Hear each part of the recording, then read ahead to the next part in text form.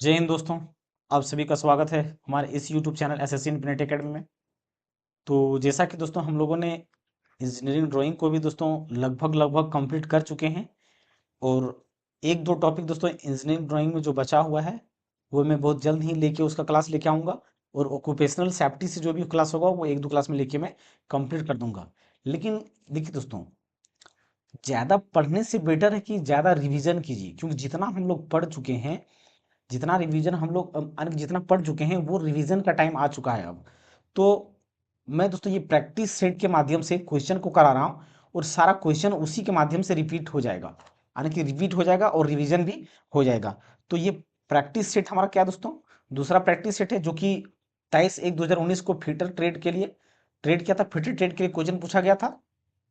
वो सेट यहाँ पे उठा के लाया हूं मैं दोस्तों, जिसमें 40 के सारे क्वेश्चन को यहाँ पे प्रैक्टिस करेंगे और सारे को दोस्तों रिवीजन करेंगे। देखिए दोस्तों, पहले क्वेश्चन को आप खुद बनाने का प्रयास कीजिएगा, उसके बाद आप वीडियो को देखिएगा। हर एक क्वेश्चन को आप खुद बनाने का प्रयास कीजिएगा और क्वेश्चन बनाने के बाद दोस्तों कितना आपका 40 में कितना नंबर आ रहा है दोस्तों, ये कमेंट जरूर करके बताइएगा, जिससे पता चलेगा, जिससे आपको खुद पता चलेगा कि आप कितना पानी में हो, कितना स्कोर कर पा रहे हो बेसिक साइंस इंजीनियरिंग में। हालांकि दोस्तों इस बार बेसिक साइंस इंजीनियरिंग कितने नंबर का होगा, 50 नंबर का होगा, क्योंकि जो करंट अफेयर वगैरह जीके जीके जीएस था उसको हटा दिया गया है, सिर्फ इसमें बेसिक साइंस इंजीनियरिंग को ही रखा है। तो चलिए दोस्तों हम लोग सेट को क्वेश्चन को शुरू करते हैं। तो सबसे पहला क्वेश्चन क्या है दोस्तों, सबसे पहला क्वेश्चन क्या है कि कोई पिंड कोई पिंड विरामा से चलना शुरू करता है, इसका विस्थापन डैश के समानुपाती तब होता है जब इसका त्वरण स्थिर होता है। देखिए दोस्तों, जब त्वरण स्थिर हो, त्वरण या एक्सीलरेशन जब स्थिर हो, तब दोस्तों हम लोग क्या पढ़े हैं, लीनियर इक्वेशन तीन फॉर्मूला होता है। पहला फॉर्मूला क्या है, v बराबर u प्लस ए टी। दूसरा फॉर्मूला क्या है, v स्क्वायर बराबर u स्क्वायर बराबर 2as। तीसरा फॉर्मूला क्या है दोस्तों, s बराबर U T plus half A T square, half A T square. तो यहाँ पे क्या बोला गया दोस्तों कि कोई पिंड विरामा से चलना शुरू करता है। तो हम क्या जानते हैं दोस्तों कि जब विरामा अवस्था से शुरू हो तो उसका इनिशियल वेलोसिटी क्या होता है, जीरो होता है। प्रारंभिक वेग क्या होता है, जीरो होता है, प्रारंभिक वेग जीरो होता है। तो क्या बोला गया है कि इसका विस्थापन, यानी कि विस्थापन से समानुपाती के बारे में पूछ रहा है। तो विस्थापन क्या हमारा, इसमें विस्थापन दिया गया है क्या, नहीं दिया गया है। इसमें विस्थापन दिया गया है, इसमें विस्थापन दिया गया है, लेकिन डायरेक्ट विस्थापन हमारा लेफ्ट साइड की ओर जो होगा उसको हम लेके चलेंगे, यानी कि इस फॉर्मूले से हम इसको ड्राइव करेंगे। क्या बोला कि विस्थापन डैश के समानुपातिक है, समानुपातिक है, लेकिन बोला क्या है कि त्वरण क्या होना चाहिए, स्थिर होना चाहिए। तो त्वरण स्थिर होना चाहिए, तो यहाँ पे इस फॉर्मूले को हम क्या देखेंगे, s बराबर U T plus half A T square, half A T square. तो यहाँ पे देखिए दोस्तों, इनिशियल वेलोसिटी क्या हो गया, जीरो। इनिशियल वेलोसिटी जीरो, यानी कि ये टर्म हमारा क्या हो जाएगा, जीरो। तो जब ये टर्म जीरो हो जाएगा तो क्या बच जाएगा, s इक्वल टू क्या बच जाएगा, हाफ ए टी स्क्वायर बच जाएगा, हाफ ए टी स्क्वायर। अब ए हमारा क्या दोस्तों, कांस्टेंट है, ये क्या है, कांस्टेंट है।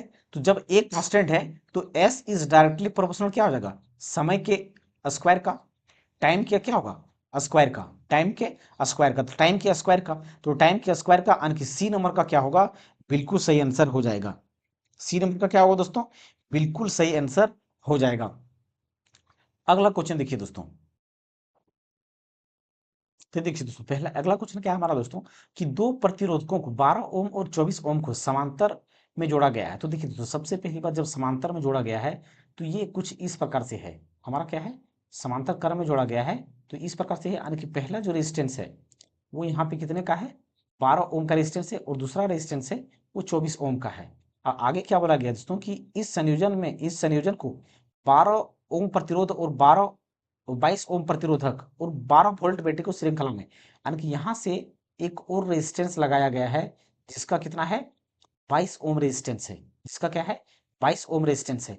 और इस रेजिस्टेंस वाले को क्या किया गया है, एक बैटरी के साथ जोड़ा गया है, बैटरी के साथ, जिसका क्या है, 12 वोल्ट है, क्या है, 12 वोल्ट है। तो ये हमारा क्या हो गया, पॉजिटिव टर्मिनल्स, ये हो गया नेगेटिव टर्मिनल्स, ये क्या हो गया, पॉजिटिव टर्मिनल्स, नेगेटिव टर्मिनल्स। तो सबसे पहले दोस्तों यहाँ से हमें क्या निकालना पड़ेगा, टोटल रेजिस्टेंस निकालना पड़ेगा। हमें यहाँ पे पूछा गया है कि जो इस 12 ओम वाले रेजिस्टेंस के थ्रू से कितना करंट फ्लो करेगा, यहाँ से इस 12 ओम के रेजिस्टेंस से कितना करंट फ्लो करेगा। तो देखिए दोस्तों, हम लोग क्या पढ़ चुके हैं कि जब सीरीज में हो, जब क्या हो, सीरीज में हो, सीरीज में जब जोड़ा गया हो रेजिस्टेंस को, तो हमेशा करंट क्या होता है, कांस्टेंट होता है। कांस्टेंट होता है करंट, क्या होता है, कांस्टेंट होता है। लेकिन अगर पैरेलल में रेजिस्टेंस को जोड़ा गया हो, पैरेलल यानी कि समांतर क्रम में, तो वोल्टेज कांस्टेंट होता है। क्या होता है, वोल्टेज कांस्टेंट होता है।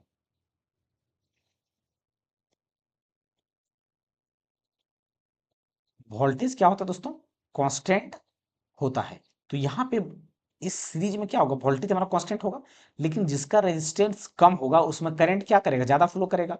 तो सबसे पहले दोस्तों यहाँ इस पूरे सर्किट में टोटल रेजिस्टेंस कितना होगा, तो यहाँ पे समांतर क्रम को जोड़ेंगे दोस्तों, तो इसका पूरा कितना हो जाएगा, यानी कि 1/12 प्लस 1/24। तो इसका इसका एलसीएम लेंगे तो कितना हो जाएगा, 24 24 हो जाएगा। और 12×2 = 24 यानी कि 2 प्लस 24×1 = 24 यानी कि 3/24, 3/24 यानी कि ये 3 का 3, 3×8 = 24, 1/8 यानी कि 1/r = 1/8। इसका मतलब क्या हुआ दोस्तों कि इस पूरे में जो पैरेलल में है उसका टोटल रेजिस्टेंस कितना है, 8 ओम का है। इसका 12 ओम और 24 ओम को मिलाएंगे तो इसका रेजिस्टेंस कितना है, 8 ओम है। कितना है, 8 ओम है। लेकिन इस पूरे सर्किट की बात करेंगे तो ये 22 क्या है, सीरीज में है, तो सीरीज में जोड़ा गया है, तो 22 ओम को और जोड़ देंगे, यानी कि टोटल रेजिस्टेंस कितना हो जाएगा, 22 और 8 30 ओम का। टोटल रेजिस्टेंस कितना का हो जाएगा, 30 ओम का इस पूरे सर्किट में हो जाएगा।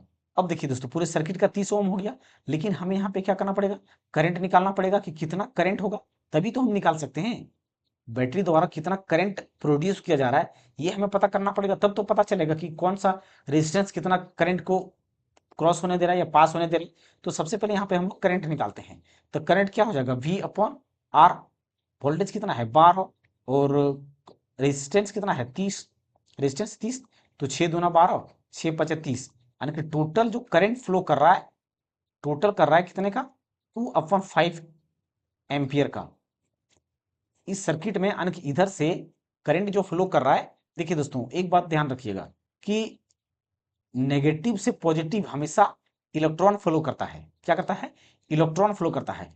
और पॉजिटिव से नेगेटिव की ओर, पॉजिटिव टर्मिनल से नेगेटिव की ओर, यानी कि इस तरफ से क्या करेगा, करंट फ्लो करेगा। क्या करेगा, करंट फ्लो करेगा, जो कि कितना फ्लो कर रहा है, 2/5 एम्पियर का, 2/5 एम्पियर का फ्लो कर रहा है। यानी कि यहां से इस बैटरी कितना करंट प्रोड्यूस कर रहा है, 2/5। यानी कि इसी करंट को डिवाइड किया जाएगा, इसी करंट को आगे जाके कुछ 12 ओम रेजिस्टेंस में जाएगा, कुछ 24 ओम रेजिस्टेंस में जाएगा।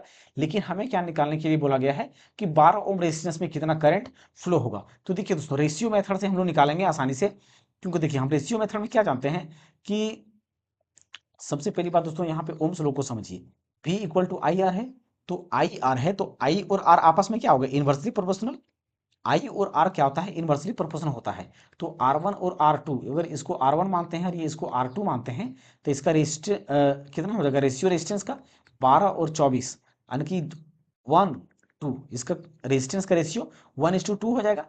लेकिन करंट की बात करें तो हमें क्या बताया कि करंट और रेजिस्टेंस हमेशा इन्वर्सली प्रोपोर्शनल होता है। तो जब इन्वर्सली प्रोपोर्शनल होगा तो करंट का रेशियो चेंज हो जाएगा, 2:1 हो जाएगा। क्या होगा, 2:1 हो जाएगा। तो यहाँ पे हम क्या कर सकते हैं, टोटल करंट कितना है, 2/5।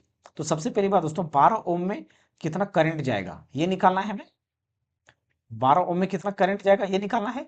तो यहाँ पे हम लोग दोस्तों टोटल करंट की बात करते हैं। टोटल करंट कितना है, 2/5, 2/5 करंट है। लेकिन यूनिट में कितना करंट है हमारा, 3:1, 3:1। तो टोटल को नीचे रखेंगे और जिसको निकालना होता है उसको ऊपर गुना करते हैं, जिसको निकालना होता है उसको ऊपर गुना करना होता है। तो दो क्या है हमारा, दो दो के निकालना है, यानी कि R1 के रेजिस्टेंस में, यानी कि 12 ओम वाले में निकालना है, तो 12 ओम का करंट कितना है, यानी कि 12 ओम के रेजिस्टेंस में जो रेशियो में करंट जाएगा वो 2 एम्पियर जाएगा। तो 2×2 = 4 और 5×3 = 15 एम्पियर, यानी कि जो 12 ओम रेजिस्टेंस में करंट फ्लो करेगा वो कितना, 4/15 एम्पियर। लेकिन अगर 24 ओम की बात करें तो 2/5 × 3 × 1, यानी कि 2/15 एम्पियर जो होगा किससे जाएगा, 24 ओम वाले में। किस में जाएगा, 24 ओम वाले में। तो आंसर क्या हो जाएगा, 4/15 ओम, जो कि ए नंबर का ऑप्शन हो जाएगा। अगला क्वेश्चन देखिए दोस्तों, अगला क्वेश्चन क्या है दोस्तों कि जैविक प्रक्रिया द्वारा विभाजित पदार्थों को क्या कहा जाता है। देखिए दोस्तों, हम लोग पर्यावरण दोस्तों या इन्वायरमेंट के बारे में डिटेल से पढ़ चुके हैं। जैविक घटक क्या है, अजैविक घटक क्या है, बायोडिग्रेडेबल क्या है, नॉन बायोडिग्रेडेबल क्या है, वो सारा कुछ हम लोग दोस्तों पढ़ चुके हैं, सारा कुछ पढ़ चुके हैं। तो यहाँ पे दोस्तों क्या बोला गया है कि जैविक प्रक्रिया यानी कि बायोडिग्रेडेबल की बात कर रहे हैं, तो जैविक प्रक्रिया को हम क्या बोलेंगे, जैव निम्नीकरण ये बोलेंगे। तो यहाँ पे ए नंबर का क्या होगा, बिल्कुल सही आंसर हो जाएगा। इसके बारे में दोस्तों हम लोग पहले पढ़ चुके हैं, तो आप अगर नहीं देखें तो जाके क्लास करके देख सकते हैं, क्योंकि ये रिवीजन क्लास के लिए दोस्तों क्वेश्चन को लाया गया है। तो अगला क्वेश्चन क्या है दोस्तों कि क्लास एक लीवर में प्रयत्न डैश दिशा में होता है, डैश दिशा में होता है। तो देखिए दोस्तों, अगर लीवर की बात करें क्लास वन लीवर में, तो प्रयत्न कहने का क्या मतलब है, इफर्ट। यहाँ पे लिखा हुआ, इंग्लिश में भी लिखा हुआ दोस्तों, इफर्ट क्या होता है, इफर्ट। तो इफर्ट की बात करें दोस्तों, प्रयास की, तो हमेशा क्या होता है, वन डायरेक्शन होता है। हमेशा क्या होता है, वन डायरेक्शनल होता है। जैसे कि देखिए दोस्तों, फर्स्ट क्लास की लीवर की बात कर रहे हैं, यहाँ पे हमारा फर्स्ट क्लास में फलक्रम क्या होगा, बीच में होगा। एक तरफ क्या होगा, लोड होगा, दूसरी तरफ क्या होगा, इफर्ट होगा, दूसरी तरफ इफर्ट होगा। तो जब फोर्स लगाया जाएगा दोस्तों, तो ये ऊपर से उठाया जाएगा तो एक ही तरफ डायरेक्शन में लगेगा, फोर्स प्रयास लगाएगा तो एक ही तरफ लगाएगा। क्या एक ही साथ दो तरफ लगा सकता है क्या, ये ऊपर और नीचे, ऊपर और नीचे लगा तो काम ही नहीं होगा, फिर ये लोड उठेगा ही नहीं। तो हमेशा एक डायरेक्शन में इफर्ट लगाया जाता है। तो यहाँ पे बी नंबर का क्या होगा, सही आंसर हो जाएगा। अगला क्वेश्चन देखिए दोस्तों, अगला क्वेश्चन क्या है कि सरल मशीन के वेग का अनुपात मशीन में डैश द्वारा तय की गई दूरी द्वारा तय की गई अनुपात होता है। तो देखिए दोस्तों, वेलोसिटी रेशियो के बारे में हम लोगों ने डिटेल से पढ़ा है कि डिस्प्लेसमेंट ऑफ इफर्ट बट्टा डिस्प्लेसमेंट ऑफ लोड, यानी कि प्रयास में, प्रयास द्वारा तय की गई दूरी, प्रयास द्वारा तय दूरी, तय दूरी बट्टा भार द्वारा तय की गई दूरी, भार द्वारा तय दूरी, तय की गई दूरी। तो ये वेलोसिटी रेशियो कहलाता है, या तो वेगानुपात कहलाता है। वेलोसिटी रेशियो या तो वेगानुपात कहलाता है। तो प्रयास यानी कि displacement of effort upon displacement of load. तो डिस्प्लेसमेंट ऑफ इफर्ट कौन सा है, यानी कि प्रयास की बात कर रहा है दोस्तों, डिफर्ट ऑफ डिस्प्लेसमेंट। यहाँ पे क्या होगा, अनुपात में मशीन में प्रयास द्वारा ऊपर क्या इफर्ट यानी कि प्रयास है, तो यहाँ पे क्या आएगा हमारा, इफर्ट यानी कि प्रयास आएगा। तो प्रयास हमारा कौन सा ऑप्शन है, बी और डी में है, यानी कि ये दो ऑप्शन हमारा कट गया। उसके बाद लोड आएगा, लोड कौन सा ऑप्शन में है, लोड यानी कि बी नंबर का ऑप्शन हो जाएगा, क्योंकि इफर्ट ऊपर रहेगा, लोड नीचे रहेगा। डिस्प्लेसमेंट ऑफ इफर्ट यानी कि मशीन द्वारा, यानी कि डिस्प्लेसमेंट ऑफ इफर्ट क्या होगा दोस्तों, यानी कि जो हम प्रयास लगा रहे हैं, जो बल हम लगा रहे हैं वस्तु को उठाने के लिए, उसके द्वारा कितना डिस्प्लेसमेंट हो रहा है या कितनी दूरी विस्थापित हो रहा है, तो वो डिस्प्लेसमेंट ऑफ इफर्ट हो गया। और डीएल क्या होता है, कितनी दूरी वस्तु द्वारा डिस्प्लेसमेंट यानी कि किया जा रहा है या विस्थापित किया जा रहा है, तो वो कहलाता है। तो यानी कि displacement of effort upon displacement of load, तो ये क्या कहलाता है, वेलोसिटी रेशियो, यानी कि बी नंबर का सही आंसर हो जाएगा। दोस्तों की किसी भार को स्थानांतरित करने के लिए किया गया प्रयास 15 यूनिट है। प्रयास कहने का मतलब दोस्तों इफर्ट। डाटा को लिखते चलिएगा दोस्तों। और एक बात दोस्तों, पहले आप वीडियो को पॉज करके खुद बनाने का प्रयास कीजिएगा, ताकि दोस्तों आपको पता चले कि आप कितना बना पा रहे हैं। मशीन द्वारा किया गया कार्य, किया गया कार्य, किया गया कार्य कहने का यहाँ पे मतलब क्या दोस्तों, ये मैकेनिकल एडवांटेज से संबंधित है कि कितना मैकेनिकल एडवांटेज मिल रहा है। तो 3 यूनिट क्या है, मैकेनिकल एडवांटेज मिल रहा है। अब बोला क्या है कि भार ज्ञात कीजिए, यानी कि लोड ज्ञात करने के लिए बोला गया है। क्या बोले, लोड। और हम क्या जानते हैं, जो मैकेनिकल एडवांटेज होता है या यांत्रिक लाभ जो होता है, वो क्या होता है, वो क्या होता है, लोड बटा इफर्ट होता है। लोड बटा इफर्ट। मैकेनिकल एडवांटेज कितना है, 3 है। लोड हमें निकालना है, इफर्ट कितना है, 15 का है, तो लोड कितना हो जाएगा, 15 तिया 45 यूनिट, 15 तिया 45 यूनिट हो जाएगा। तो जो लोड लग जाएगा कितने का लग जाएगा, 45 यूनिट का लोड लग जाएगा। तो 45 यूनिट यानी कि ए नंबर का क्या होगा दोस्तों, बिल्कुल सही आंसर हो जाएगा, बिल्कुल सही आंसर हो जाएगा। यानी कि दोस्तों मैकेनिकल एडवांटेज जो यहाँ पे होगा वो वर्क के बराबर को इंडिकेट कर रहा है।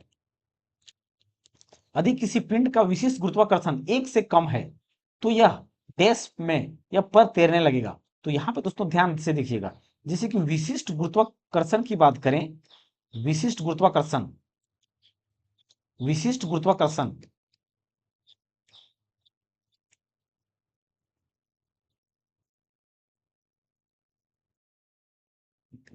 विशिष्ट गुरुत्वाकर्षण, गुरुत्वाकर्षण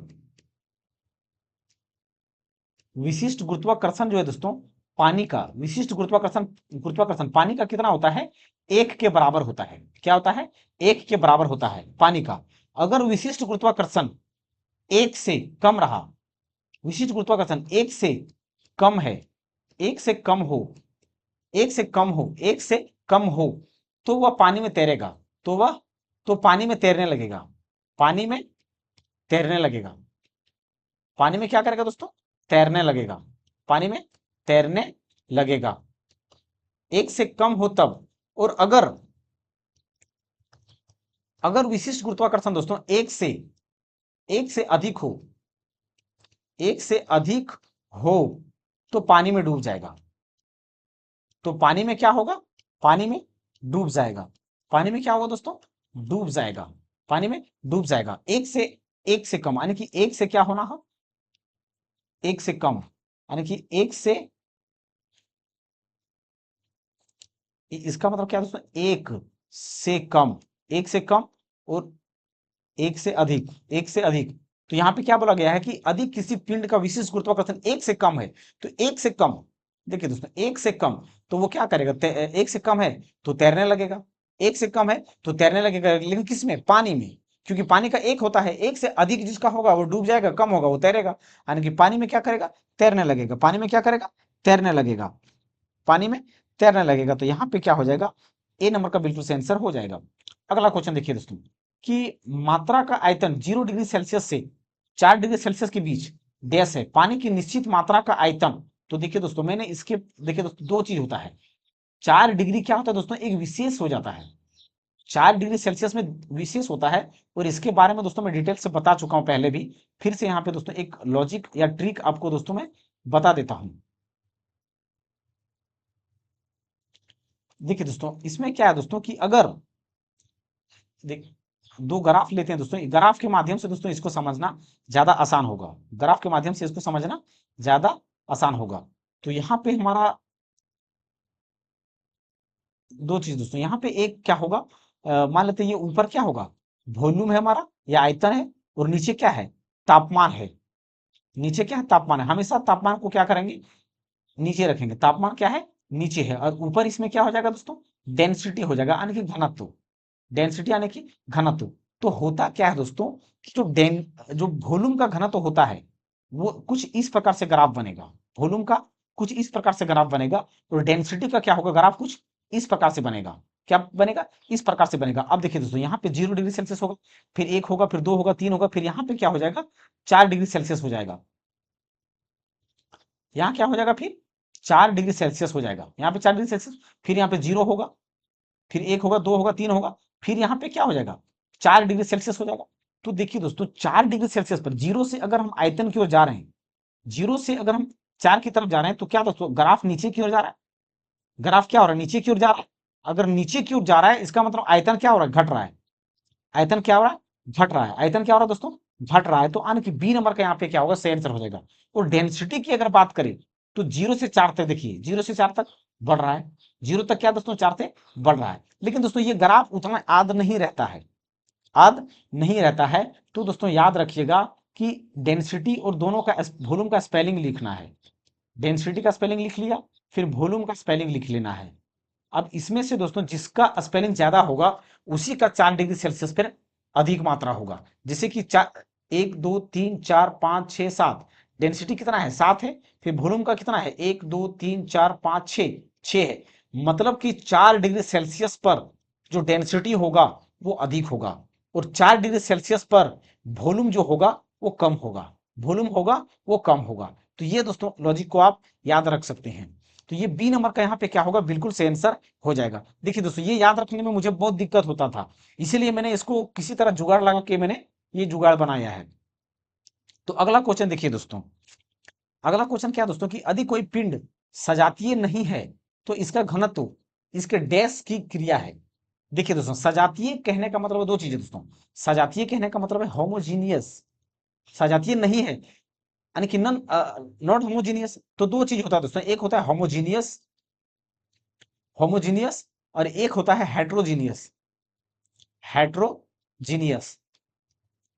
होमोजीनियस मतलब क्या होता है दोस्तों, सजातीय, जातीय। और ये क्या होगा, हेट्रोजीनियस मतलब विषम जातीय, विषम जातीय। अब देखिए जो सजातीय मतलब क्या होता है कि एक ही प्रकार का पदार्थ, जैसे कि यहाँ पे एक मैंने डब्बा रखा या कुछ रखा, तो इसमें अगर इसमें रखा गया है तो सिर्फ पानी है, तो हर जगह पानी का डेंसिटी क्या होगा, एक ही होगा। डेंसिटी क्या होगा, एक ही होगा। तो ये क्या कहलाएगा, होमोजीनियस कहलाएगा। लेकिन अगर विजातीय की बात करें तो यहाँ पे पहले हम पानी रखा, इसके ऊपर क्या किया दोस्तों, तेल रख दिया। इसके ऊपर क्या किया, तेल रख दिया। तो तेल क्या करेगा, ऊपर तैरने लगेगा, यानी कि डेंसिटी तेल का कम होता है तो ये तैरेगा। तो ये क्या कहलाएगा, विषम जातीय कहलाएगा। क्या कहलाएगा, विषम जातीय हो कहलाएगा। तो क्या बोला गया कि यदि कोई पिंड सजातीय नहीं है, यानी कि वो हेट्रोजीनियस की बात कर रहा है, नॉट होमोजीनियस है, यानी कि विषम जातीय है। तो विषम जातीय है तो इसका घनत्व इसके डैश की क्रिया पर डिपेंड करेगा, डैश की क्रिया पर डिपेंड करेगा। तो क्या इसके प्रेशर पर डिपेंड करेगा, क्या प्रेशर से कोई लेना देना है क्या दोस्तों, बिल्कुल नहीं है। क्या पोजीशन पर डिपेंड करता है, बिल्कुल दोस्तों पोजीशन पर डिपेंड करेगा। क्योंकि देखिए अगर पानी की डेंसिटी, पानी का डेंसिटी हमने क्या कहा दोस्तों, कि जो वाटर की डेंसिटी होता है वो अधिक होता है ऑयल की तुलना में। वाटर की डेंसिटी अधिक होता है ऑयल की तुलना में। तो वाटर हमारा नीचे है, तो नीचे का डेंसिटी क्या होगा, अधिक होगा। नीचे का डेंसिटी क्या होगा, अधिक होगा। और पानी का डेंसिटी क्या होगा, कम होगा। पानी का डेंसिटी कम होगा, यानी कि नीचे अधिक है ऊपर कम है। डेंसिटी ऊपर क्या है, कम है, नीचे अधिक है, यानी कि जगह पर डिपेंड कर रहा है, स्थान पर, पोजीशन पर क्या कर रहा है, डिपेंड कर रहा है, पोजीशन पर डिपेंड कर रहा है। तो पोजीशन पर ही ये डिपेंड कर सकता है, वेलोसिटी पर डिपेंड नहीं करेगा और ना ही एक्सेलरेशन पर डिपेंड करेगा। तो होमोजीनियस कंडीशन में डेंसिटी किस पर डिपेंड करेगा, वो हर जगह क्या होगा, एक ही जैसा होगा। हर जगह एक ही प्रकार, हर जगह क्या होगा, डेंसिटी एक ही होगा होमोजीनियस में। लेकिन विषम जातीय पर क्या करेगा, प्लेस पर डिपेंड करेगा, स्थान पर, पोजीशन पर डिपेंड करेगा, कि जहां पर ज्यादा डेंसिटी अधिक होगा वहां पे अधिक दर्शाएगा। अगला क्वेश्चन देखिए दोस्तों, दो प्रतिरोधक 2 ओम और 6 ओम को श्रृंखला में जोड़ा जाता है, तो इस संयोजन को 12 वोल्ट बैटरी से जोड़ा जाता है। तो बैटरी द्वारा आपूर्ति की जाने वाली पावर या शक्ति की ज्ञात करें। तो हमने क्या कहा दोस्तों कि सीरीज में जब भी जोड़ा जाए तो टोटल रेजिस्टेंस हमारा क्या होगा, जुड़ जाएगा। तो टोटल रेजिस्टेंस छोड़ दू 8 ओम हो गया, कितना हो गया, 8 ओम हो गया। और वोल्टेज की बात करें कितना है, 12 वोल्ट। अब पावर का फॉर्मूला दोस्तों हम लोग स्टार्टिंग से ही पढ़ते आ रहे हैं कि पावर का फॉर्मूला जो होता है P equal to V I, P equal to V I, P equal to V I. तो वोल्टेज कितना है दोस्तों, वोल्टेज हमारा 12 है, करंट कितना है 8 है, करंट कितना है 8 है।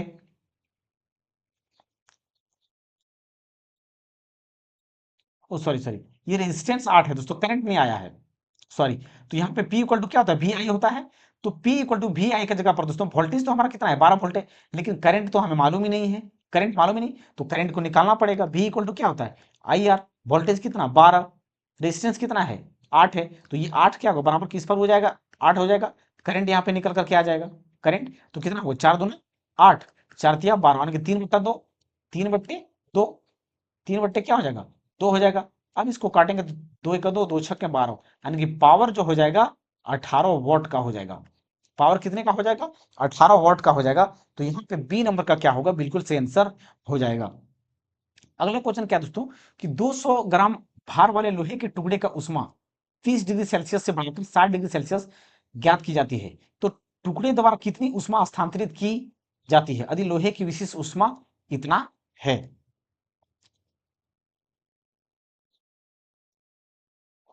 यानी कि दोस्तों इसमें हीट के बारे में पूछा गया है कि कितना हीट होगा। तो Q इक्वल टू हम क्या जानते हैं दोस्तों, एम एस डेल्टा टी, यानी कि कितना हीट सप्लाई होगा, कितना हीट सप्लाई होगा।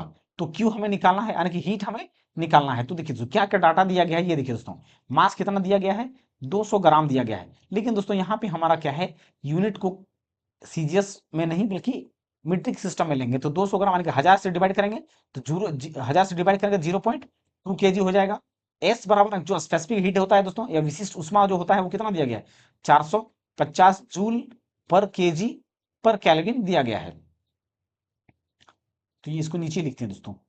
तो स्पेसिफिक हीट बराबर कितना दिया गया है, 450 जूल पर केजी पर केल्विन दिया गया है। इसके अलावा और क्या क्या दोस्तों, temperature difference, change in temperature कितना है, 30 से बढ़कर कितना हो गया 60 हो गया, यानी कि 60 माइनस 30 कितना हो जाएगा, 30 डिग्री सेल्सियस हो जाएगा, 30 डिग्री सेल्सियस। तो अब यहाँ पे डाटा को रख दीजिए, उसके बाद हीट निकल जाएगा, उसके बाद हीट निकल जाएगा। तो एम बराबर कितना है, एम बराबर 0.2 kg, एस बराबर 450 उसके बाद चेंज इन टेम्परेचर कितना है 30, चेंज इन टेम्परेचर 30 है। तो अगर ये पॉइंट को हटाते दोस्तों तो ये नीचे क्या आएगा 10 आएगा, यानी कि एक जीरो से ये एक जीरो कट जाएगा, एक जीरो कट जाएगा, और तो कितना होगा जीरो, तीन पच्चे जीरो हुआ, तीन पच्चे 15, तीन से गुना करेंगे तो ये जीरो, फिर तीन पचे 15, बाकी यहाँ पे एक, फिर तीन चक 12 और एक 13, गलती हो गई क्या, ओ सॉरी यहाँ पे 6 से, ये 2 से तो भी गुना करना है दोस्तों, एक सेकंड, एक सेकंड, ये क्या हो जाएगा 450, और ये तीन दूना 6, तीन दूना 6, तो कितना हो जाएगा 45 दूना 90, यानी कि नौतिया 27, नौतिया 27, यानी कि जीरो, फिर 6 पचे 30 के जीरो, बाकी यहाँ तो तीन, फिर 6 24 या 3 27, कितना हो जाएगा 27, यानी कि 2700 जूल क्या होगा दोस्तों, इसका आंसर हो जाएगा। कितना हो जाएगा, हीट जो सप्लाई हो रहा है वो 2700 जूल क्या क्या हो रहा है, हीट सप्लाई हो रहा है। तो यहाँ पे सी नंबर का सही आंसर होगा। अगला क्वेश्चन क्या है दोस्तों कि यदि किसी मशीन पर मशीन भार एल, यानी कि लोड क्या दिया गया दोस्तों, लोड जो है वो एल दिया गया है, भार क्या दिया एल दिया गया है, भार क्या है एल, और भार द्वारा तय की गई दूरी एल डी है, यानी कि displacement of load, displacement of load, displacement of load बराबर कितना दिया गया है एल डी, एल डी, तो किया गया कार्य, तो किया गया कार्य होगा, किया गया कार्य होगा। तो यहाँ पे एक बात समझिएगा दोस्तों, लोड यहाँ पे हमारा किस प्रकार में काम कर रहा है, लोड की बात करें तो ये एक एक प्रकार का फोर्स के रूप में काम कर रहा है, और ये क्या कर रहा है विस्थापन के रूप में, एलडी जो हमारा है एक विस्थापन के रूप में कार्य कर रहा है, विस्थापन के रूप में। जैसे कि देखिए दोस्तों यहाँ पे समझिएगा, ये हमारा क्या है एक लीवर है, एक लीवर है, यहाँ पे कोई लोड एल है, कोई लोड एल है, एक सेकंड से इसको और झुका लेते हैं दोस्तों थोड़ा सा, जैसे ऐसे हमारा क्या है एक लीवर है, ये फलक्रम हो गया, यहाँ पे लोड क्या है एल है, लोड क्या है एल है, और यहाँ पे फोर्स इफर्ट लगाया जा रहा है, इफर्ट यहाँ पे लगाया जा रहा है। अब इफर्ट जब यहाँ पे बल लगाएंगे तो जाहिर सी बात है ये लोड क्या होगा ऊपर उठेगा, तो जब ये लोड ऊपर उठेगा तो ये इस प्रकार से यहाँ पे, ये लोड जब ऊपर उठेगा तो यहाँ पे ये डिस्टेंस यहाँ था, यहाँ से ऊपर ये मूव कर जाएगा, यहाँ से ऊपर मूव कर जाएगा, यानी कि लोड अब यहाँ पे आ चुका है, तो ये हमारा क्या डिस्प्लेसमेंट ऑफ इफर्ट है, तो ये लोड हो गया और ये डिस्प्लेसमेंट ऑफ इफर्ट हो गया, यानी यहाँ से ऊपर चला गया, तो इतना डिस्टेंस कवर किया, इतना डिस्टेंस कवर किया। तो यहाँ पे पूछा गया है कार्य, तो वर्क बराबर हम क्या जानते हैं दोस्तों, फोर्स इंटू डिस्प्लेसमेंट, यानी कि बल गुना विस्थापन, बल गुना विस्थापन, बल गुना विस्थापन। तो बल यहाँ पे बल बल के रूप में कौन काम कर रहा है, लोड काम कर रहा है, बल के रूप में कौन है लोड काम कर रहा है, और विस्थापन कितना है डीई है, वो क्या है दोस्तों एलडी है, क्या है ये एलडी है, क्या है एलडी है। तो यहाँ पे दोस्तों वर्क कितना हो जाएगा, वर्क डायरेक्ट यही हमारा हो जाएगा आंसर। तो कौन सा ऑप्शन है, बी नंबर का ऑप्शन है, कौन सा ऑप्शन है बी नंबर का ऑप्शन है। तो बी नंबर का क्या होगा तो सही आंसर हो जाएगा।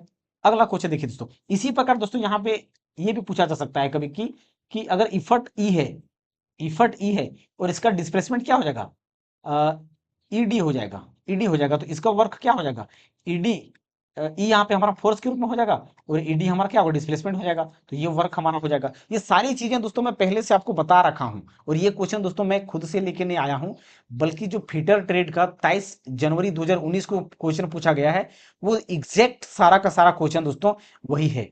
ये मैं कोई बाहर से नहीं लेके आया हूँ, और सारा कंसेप्ट भी दोस्तों मैं आप लोगों को बता चुका हूँ। तो जाके आप नहीं देखें तो जाके फटाफट दोस्तों, उतना टाइम तो नहीं है लेकिन फिर भी जितना जो टॉपिक कमजोर है वो जाके वो क्या आप देख सकते हैं। अगला क्वेश्चन देखिए दोस्तों, अन्य कंप्यूटर को नुकसान पहुंचाने के लिए बनाए गए सॉफ्टवेयर प्रोग्राम को डैश कहा जाता है। तो देखिए दोस्तों, हमने कल भी ये क्वेश्चन पिछले प्रैक्टिस सेट में कहा था दोस्तों कि जो मालवेयर होता है वो दूसरे सिस्टम को क्या करता है इफेक्ट पहुंचाता है, क्या करता है इफेक्ट पहुंचाता है। जो एक मालवेयर है, मालवेयर का दोस्तों क्या क्या रूप हो सकता है, तो देखिए दोस्तों जो वायरस है, तो वायरस एक प्रकार का क्या है दोस्तों मालवेयर है, जो कि वो हमारे कंप्यूटर को जो सॉफ्टवेयर होगा उसको नुकसान पहुंचा सकता है वायरस। इसके अलावा दोस्तों वॉर्म्स की बात करते हैं, वॉर्म्स, इसके इसके अलावा दोस्तों ट्रोजन हो गया, ट्रोजन जो वायरस है, ट्रोजन वायरस, ट्रोजन वायरस हो गया। फिर इसके अलावा और स्पाई वायर है दोस्तों, स्पाईवेयर, स्पाईवेयर। तो ये सारी की सारी चीजें क्या है दोस्तों मालवेयर के रूप में जाना जाता है। वायरस हो गया, वर्म्स हो गया, ट्रोजन वायरस हो गया, स्पाईवेयर हो गया, ये सारे के सारे क्या है मालवेयर के रूप में जाना जाता है। और देखिए दोस्तों, मैं फिर से एक बार यहाँ बता देता हूँ आपको दोस्तों कि आईटी लिटरेसी दोस्तों में उतना टाइम नहीं है अब कि आईटी लिटरेसी कंप्लीट हो पाएगा। तो आईटी लिटरेसी से संबंधित दोस्तों जब मैं साइंस, बेसिक साइंस, ओ सॉरी, यूथ का जब साइंस का क्वेश्चन मैं करा रहा था दोस्तों, तो वहां पे यूथ का प्लेलिस्ट बना हुआ है। वहां पे पूरा डिटेल से कंप्यूटर का मैंने दोस्तों प्रीवियस ईयर क्वेश्चन के लिए पहले थ्योरी बताया है, फिर सारा क्वेश्चन करा दिया है। तो वहां पे प्ले लिस्ट में जाके दोस्तों आप देख सकते हैं, youth science computer, youth science computer playlist बना होगा, जाके आप वहां पे देख सकते हैं। वहां पे मैंने सारा क्वेश्चन भी करा रखा है। तो वहां से अब ज्यादा नहीं तो 7-8 क्लास होगा, वहां से आप रिवीजन जाके कर सकते हैं। अगला क्वेश्चन देखिए दोस्तों, वोल्टेज V वाला कोई स्रोत किसी परिपथ एक में धारा एक आई को बनाए रखता है, तो समय टी में स्रोत द्वारा परिपथ में भेजी गई ऊर्जा कितनी होगी। देखिए दोस्तों, ऊर्जा हमने पहले कहा है कि चाहे ऊर्जा की बात करें या कार्य की बात करें या हीट की बात करें, ये सब क्या है, एक ही फॉर्म होता है, सब क्या है, एक दूसरे का इक्विवेलेंट माना जाता है। तो जब इलेक्ट्रिसिटी से बात आता है, तो जूल्स लॉ क्या कहता है कि हीट जो होता है वो करंट के डायरेक्टली स्क्वायर के डायरेक्टली प्रोपोर्शनल होता है, वो रेजिस्टेंस के डायरेक्टली प्रोपोर्शनल होता है, और समय का डायरेक्टली प्रोपोर्शनल होता है, समय के डायरेक्टली प्रोपोर्शनल होता है। और हीट यहाँ एच हमारा क्या दर्शाता है, हीट को दर्शाता है। और हीट यहाँ पे हमारा क्या दर्शाएगा, ऊर्जा के रूप में दर्शाएगा, ऊर्जा के रूप में दर्शाएगा। तो एच बराबर, अब यहाँ पे क्या दोस्तों, ये हमारा एग्जैक्ट फॉर्मूला है, तो इसका फॉर्मूला यहाँ पे क्या करना है। लेकिन यहाँ पे देखिए दोस्तों, रेजिस्टेंस हमें किसी भी ऑप्शन में रेजिस्टेंस है क्या, नहीं है। तो रेजिस्टेंस को यहाँ से गायब करना है, रेजिस्टेंस को गायब करना है। तो रेजिस्टेंस को कैसे गायब करेंगे, ओम्स लॉ से। ओम्स लॉ क्या है, V equal to i r. तो आर बराबर हमारा क्या होगा, V upon i, V upon i. तो आर की जगह पर V अपॉन आई रख देंगे, क्योंकि ये आपस में क्या है, बराबर है। तो आर की जगह पर V अपॉन आई रख देंगे, तो I square equal to V upon I into T. अब देखिए दोस्तों, क्या ये आई से एक आई हमारा कट जाएगा, बिल्कुल कट जाएगा। तो H बराबर हमारा क्या हो जाएगा, वी आई टी। क्या हो जाएगा, v i t, v i t, जो कि हमारा कौन सा ऑप्शन दिख रहा है, साफ साफ दिख रहा है, जो कि बी नंबर ऑप्शन है। क्या है दोस्तों, बी नंबर का ऑप्शन है। तो यहाँ पे बी नंबर का क्या होगा, बिल्कुल से आंसर हो जाएगा। अगला क्वेश्चन देखिए दोस्तों, जेपीईजी का पूर्ण रूप होगा, जेपीईजी का पूर्ण रूप क्या है। तो जेपीईजी का दोस्तों फुल फॉर्म की बात करें तो ये क्या होता है, joint joint photographic, joint photographic, joint photographic expert, joint photographic experts group, experts group, experts group. तो ये कौन सा joint photographic expert group, joint program नहीं है, ज्वाइंट फोटोग्राफिक एक्सपर्ट ग्रुप, यानी कि बी नंबर का सही आंसर है। अगला क्वेश्चन देखिए दोस्तों, अगला क्वेश्चन क्या है कि 1 kg वजन वाले गेंद की गति को 2 मीटर पर सेकेंड से बढ़ाकर 4 मीटर पर सेकेंड करने के लिए किस तरह के कार्य को करने की आवश्यकता होगी, किस तरह के कार्य, यानी कि कितना कार्य होगा, कितना कार्य होगा। तो देखिए दोस्तों, हम क्या जानते हैं कि जो हमारा काइनेटिक एनर्जी होता है, चेंज इन काइनेटिक एनर्जी होता है, वो वर्क के बराबर होता है। तो kinetic energy half m final velocity minus initial velocity का स्क्वायर। तो ये हमारा क्या निकल करके आ जाएगा, काइनेटिक एनर्जी निकल करके आ जाएगा। कितना आएगा, हाफ, मास कितना है दोस्तों, 1 kg का है। तो फाइनल वेलोसिटी देखिए दोस्तों, इनिशियल वेलोसिटी क्या हो गया, 2 मीटर पर सेकेंड, फाइनल वेलोसिटी कितना हो गया, 4 मीटर पर सेकेंड। तो यहाँ पे क्या करेंगे, 4 का स्क्वायर माइनस 2 का स्क्वायर। तो ये 1/2, 4 चौक कितना हो जाएगा, 16, 2 दूना 4, 16 में 4 जाएगा, कितना बचेगा, 12/2, यानी कि 2 छक्के 12, यानी कि 6 जूल। तो टोटल जो इसमें कार्य होगा कितने का होगा, 6 जूल होगा। कितने का होगा दोस्तों, 6 जूल का होगा, 6 जूल का। तो 6 जूल आने के डी नंबर का ऑप्शन। 86 फॉरेनहाइट निम्नलिखित में से किसके बराबर है। तो देखिए दोस्तों, इसके बारे में मैं पहले बता रखा हूं कि जो फॉर्मूला होता है चेंज करने के लिए, C/5 equal to F-32/9 equal to K-273/5। इसका ये फॉर्मूला कहां से आया है दोस्तों, कैसे आया है, सारा कुछ मैंने दोस्तों ड्राइव करके बता रखा है, सारा कुछ ड्राइव करके बता रखा है। तो वहां से आप जाके देख सकते हैं। तो यहाँ पे रिलेशन किसका है दोस्तों, फॉरेनहाइट से सेल्सियस में, फॉरेनहाइट से सेल्सियस में। तो हमें क्या करना पड़ेगा, इसका इस्तेमाल करेंगे हम, इसको देखने की जरूरत भी नहीं है। तो C/5 और C/5, F बराबर कितना है, 86 माइनस 32/9। अब आगे कितना हो जाएगा, C/5, C/5 6 में 2 जाएगा, कितना बच जाएगा 4, और 8 में 3 जाएगा, कितना बच जाएगा 8 में 3 जाएगा 5, और ये नीचे 9 है, यानी कि 9 छक्के 54, ये 5 से उधर गुना हो जाएगा, यानी कि 5 गुना 6, यानी कि 6 पचे 30 डिग्री सेल्सियस, कितने का 30 डिग्री सेल्सियस।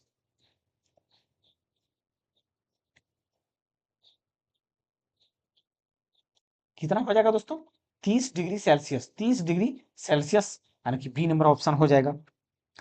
अगला क्वेश्चन देखिए दोस्तों, लंबाई L और त्रिज्या R वाले किसी बेलनाकार तार का प्रतिरोध R है, उसी प्रतिरोध में बनी आधी लंबाई वाली आधी त्रिज्या वाले तार का प्रतिरोध कितना होगा। देखिए दोस्तों दो चीज है, पहला एक पदार्थ है, पदार्थ दोनों का सेम है, तो रेजिस्टेंस पहले का क्या है, रेजिस्टेंस का फॉर्मूला क्या होता है, resistance equal to rho upon L upon A, तो एल कैपिटल में है तो सारा चीज जो जैसा दिएगा वैसा लेंगे, एल अपॉन ए है, क्या है ए है, लेकिन यहाँ पे एरिया के फॉर्म में नहीं दिया गया है बल्कि रेजिस्टेंस के फॉर्म में दिया गया है, तो यहाँ पे पाई आर स्क्वायर लेंगे हम, क्या लेंगे पाई आर स्क्वायर लेंगे। तो ये रेजिस्टेंस यहाँ पे देखिए दोस्तों, ये हमारा क्या है R1 रेजिस्टेंस हो गया, और ये R जो हमारा है ये क्या हो जाएगा त्रिज्या हो जाएगा, R हमारा ये रेडियस है, क्या है रेडियस है, ओ रेडियस छोटा ही दिया दोस्तों तो छोटा ही लेते हैं, रेडियस छोटा है तो छोटा ही लेते हैं, आर स्क्वायर, आर स्क्वायर हो गया। तो ये इक्वेशन दोस्तों हम इसको 1 मान लेते हैं। अब क्या बोला गया है कि जब रेजिस्टेंस दूसरे का क्या होगा, अगर सामग्री उसी सामग्री से बनाया यानी कि मटेरियल सेम है, तो मटेरियल सेम है तो ये रेजिस्टिविटी जो है चेंज नहीं होगा, क्योंकि समान मटेरियल के लिए रेजिस्टिविटी हमेशा एक ही होता है, क्या होता है एक ही होता है। तो अगला आधी लंबाई यानी कि लंबाई को क्या करना है आधा कर देना है, लंबाई को आधा कर दिया, लंबाई को क्या किया दोस्तों आधा कर दिया, लंबाई को आधा कर दिया अपॉन, अब क्या बोला है कि आधी त्रिज्या वाले यानी कि त्रिज्या को भी आधा कर देना है, यानी कि त्रिज्या R/2, ये होल स्क्वायर है तो होल स्क्वायर हो जाएगा, तो R2 बराबर हमारा क्या हो जाएगा रो एल अपॉन ये 2 नीचे आ जाएगा, और ये 2 का स्क्वायर करेंगे तो R स्क्वायर अपॉन 4, तो ये 4 कहाँ चला जाएगा ऊपर चला जाएगा, 4 नीचे आएगा तो नीचे से फिर ऊपर चला जाएगा, तो ये क्या हो जाएगा 2 दूना 4, 2 दूना 4, यानी कि R2 बराबर यहाँ पे जो दिख रहा है 2 हमारा बाहर आ जाएगा, रो एल और यहाँ पे पाई आएगा हमारा, ये पाई तो रहेगा ना दोस्तों, एल पाई आर स्क्वायर। अब यहाँ पे 2 हमारा एक्स्ट्रा आ गया, अब इसका पूरा वैल्यू देखिए दोस्तों, यहाँ पे दिखाई दे रहा है कि ये जो हमारा पूरा का पूरा टर्म है वो R1 के बराबर है, क्या है R1 के बराबर है, यानी कि R2 बराबर 2R1, 2R1, 2R1, यानी कि रेजिस्टेंस कितना गुना हो जा रहा है 2 गुना हो जा रहा है, रेजिस्टेंस 2 गुना हो जा रहा है, तो यहाँ पे 2 गुना, यानी कि सी नंबर का क्या होगा बिल्कुल से आंसर हो जाएगा। अगला क्वेश्चन देखिए दोस्तों, बैक्टीरिया की खोज करने वाले वैज्ञानिक का नाम क्या है, का नाम क्या है। तो देखिए दोस्तों बैक्टीरिया की खोज करने वाला वैज्ञानिक कौन है दोस्तों, तो वो एंटोनी वैन लीeuwenhoek है, कौन है एंटोनी वैन लीeuwenhoek है, जो कि डी नंबर का ऑप्शन यहाँ पे सही आंसर हो जाएगा। जेम्स चैडविक ने क्या खोज किया था दोस्तों, जेम्स चैडविक ने क्या किया था न्यूट्रॉन का खोज किया था, जेम्स चैडविक ने किसका खोज किया है न्यूट्रॉन का खोज किया। उस सामग्री की पहचान करें जिसमें आयतन विस्तार का सर्वोच्च गुणांक होता है, आयतन विस्तार का, यानी कि वॉल्यूम क्या होगा दोस्तों सबसे अधिक फैलेगा, विस्तार का मतलब क्या है expansion, volume expansion, volume expansion. तो हमने क्या पढ़ा है दोस्तों कि जो वॉल्यूम का एक्सपेंशन सबसे अधिक किस में होता है गैस में होता है, उसके बाद लिक्विड में होता है वॉल्यूम का एक्सपेंशन, उसके बाद सॉलिड में होता है, सबसे अधिक किसमें लेकिन होगा वॉल्यूम का एक्सपेंशन गैस में होगा, किसमें होगा गैस में होगा। तो यहाँ पे दोस्तों जो गैस के आसपास लगभग कौन सा दिखाई दे रहा है, कौन सा दिखाई दे रहा है, यानी कि अगर आयरन की बात करें तो ये हमारा धातु है, प्योर धातु है, ब्रास की बात करें तो ये भी हमारा सॉलिड है, एल्युमिनियम की बात करें तो ये भी सॉलिड है, लेकिन मरकरी हमारा दोस्तों अगर बात करें तो ये क्या है लिक्विड में आता है, मरकरी भी ये क्या दोस्तों धातु ही है, लेकिन मरकरी क्या होता है लिक्विड फॉर्म में पाया जाता है। जो Hg या मरकरी होता है इसका एटॉमिक नंबर कितना होता है 80 होता है, लेकिन ये लिक्विड फॉर्म में पाया जाता है, Hg या मरकरी क्या होता है लिक्विड फॉर्म में पाया जाता है। तो अगर इन सबको गर्म किया जाएगा हीट किया जाएगा तो सबसे अधिक एक्सपेंड कौन करेगा तो वो मरकरी करेगा, तो यहाँ पे डी नंबर का क्या होगा बिल्कुल सही आंसर हो जाएगा, यानी कि सबसे ज्यादा आयतन किसका फैलेगा, जैसे कि देखिए दोस्तों एक आयरन का टुकड़ा लें तो आयरन का टुकड़ा को रखेंगे और एक ब्रास का टुकड़ा का रखेंगे, और एक एल्युमिनियम का टुकड़ा रखेंगे और एक मरकरी का टुकड़ा रखेंगे। तो मरकरी को जैसे ही रखेंगे हम, ये मरकरी क्या होगा, फैल जाएगा। मरकरी को दोस्तों लिक्विड के रूप में ये फैल जाएगा, तो वॉल्यूम इसका क्या होगा, बढ़ जाएगा। इसका तो फिक्स रहेगा, इसका फिक्स रहेगा, इसका फिक्स रहेगा, लेकिन मरकरी का आयतन क्या होगा, फैल जाएगा। तो उसका क्या होगा, जो volumetric expansion coefficient of volume expansion जो होगा वो ज्यादा होगा मरकरी का। अगला क्वेश्चन देखिए दोस्तों, उस वस्तु का वजन पृथ्वी पर x इकाई है, यदि हम उसी वस्तु को चंद्रमा पर ले जाएं तो उसका भार क्या होगा। तो ये बात भी दोस्तों मैं पहले बता रखा हूं, जैसे कि ये अर्थ हो गया और ये क्या हो गया, अर्थ, एक हो गया मून, क्या हो गया, मून। अगर जी का मान पृथ्वी पर 9.8 है तो चंद्रमा पर 9.8 का क्या होगा, 6 हो जाएगा, 6 हो जाएगा। तो वेट भी अगर क्या होगा, वेट भी हमारा क्या होगा, mg होता है। तो यहाँ पे 9 यानी कि ये mg होता है। तो वहां पर जब जाएंगे तो यानी कि चंद्रमा पर जब जाएंगे तो वहां पे वेट क्या हो जाएगा, mg अपॉन 6 हो जाएगा, क्योंकि g का डिवाइड करेंगे तो 6 हो जाएगा। तो चंद्रमा पर क्या होगा, कम होगा। तो क्या बोला कि अधिक हम उसी वस्तु को चंद्रमा पर ले जाएं तो वहां उसका भार कम होगा, पृथ्वी की तुलना में क्या होगा, कम होगा, यानी कि कम होगा, लेस देन, कम होगा, यानी कि यहाँ पे सी नंबर का क्या होगा, सही आंसर हो जाएगा। सी नंबर का क्या होगा दोस्तों, बिल्कुल सही आंसर हो जाएगा। अगला क्वेश्चन देखिए दोस्तों, एक वस्तु का वजन, अगला क्वेश्चन, यदि किसी समतल पर मिलने के लिए किसी वस्तु के समुच्चय पर विभिन्न बिंदुओं से सीधी रेखा खींची जाती है तो समतल पर प्राप्त आकृति को वस्तु का डैश कहा जाता है, डैश कहा जाता है। तो देखिए दोस्तों, हमने पहले ईडी का दोस्तों हम लोग ड्राइंग पढ़ चुके हैं, तो ये ड्राइंग से क्वेश्चन है दोस्तों। ड्राइंग से हम लोगों ने क्या पढ़ा दोस्तों, कि अगर कोई, ये क्या है, प्लेन है, क्या है, प्लेन है, और यहाँ पे कोई ऑब्जेक्ट है, यहाँ पे क्या है, ऑब्जेक्ट है। तो इस ऑब्जेक्ट से डॉटेड के रूप में इस प्लेन पे जो भी लाइन खींची जाती है, लाइन खींची जाती है, और यहाँ पे इसका क्या है, एक हमारा इमेज बनता है, क्या बनता है, इमेज बनता है। तो वो इमेज के थ्रू, यानी कि ये डॉटेड लाइन के थ्रू से जो जाता है, तो ये हमारा क्या कहलाता है, प्रोजेक्शन कहलाता है। क्या कहलाता है दोस्तों, प्रोजेक्शन कहलाता है। तो ये प्रोजेक्शन आने की यहाँ पे यानी कि बिंदुओं से सीधी रेखाएं खींची जाती है, तो बिंदुओं से सीधी रेखाएं खींची जाती है। तो जो समतल पर प्राप्त आकृति, समतल पर ये हमारा प्लेन है, तो प्लेन पर जो प्राप्त आकृति होगा तो वस्तु का क्या कहलाता है, प्रोजेक्शन कहलाएगा। तो ये क्या कहलाएगा, प्रोजेक्शन कहलाएगा, यानी कि यहाँ पे डी नंबर का क्या हो, आंसर हो जाएगा। डायमेंशन के बारे में जानते हैं दोस्तों, डायमेंशन क्या होता है, जैसे कि इसकी लंबाई को यहाँ पे दर्शाने के लिए हम दर्शाते हैं, तो ये क्या होता है, जैसे कि 30 mm है ये, तो ये क्या होगा, डायमेंशनिंग हो गया। और ये हमारा एक्सटेंशन लाइन हो गया, ये डायमेंशन लाइन हो गया, डायमेंशन लाइन। इसके बारे में भी दोस्तों हम लोग पढ़ चुके हैं। अगला क्वेश्चन देखिए दोस्तों, जब भी शोर का स्तर शोर के मानक जोखिम से अधिक हो जाता है तो डैश सुरक्षा पहली जानी जाती है। देखिए दोस्तों, शोर कहने का मतलब क्या है, साउंड पोल्यूशन, साउंड की बात कर रहा है। शोर मतलब क्या, साउंड पोल्यूशन, क्या है ये, साउंड पोल्यूशन। तो साउंड पोल्यूशन हो रहा है, साउंड पोल्यूशन।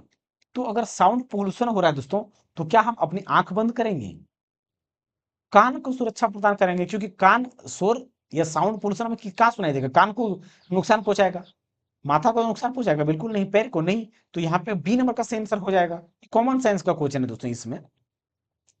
अगला क्वेश्चन देखिए दोस्तों, किसी इंजीनियरिंग आरेख से संक्षिप्त रूप एसी को पूर्ण रूप है, एसी का पूर्ण रूप है। तो देखिए दोस्तों, कुछ एसी का यहाँ पे इंजीनियरिंग ड्राइंग से कुछ जो इंपॉर्टेंट टर्म होता है उसके बारे में जान लेते हैं। एसी का मतलब क्या होता है, एक्रॉस कॉर्नर, क्या होता है, एक्रॉस कॉर्नर, एक्रॉस कॉर्नर्स। इसके अलावा कुछ और होता है दोस्तों, एएफ, एएफ मतलब क्या होता है, across flat, across flats, across flats. और अगर इसमें दोस्तों ए आर एक पूछा जाता है, तो ए आर मतलब क्या होता है, एज रिक्वायर्ड, एज रिक्वायर्ड मतलब as required, as required.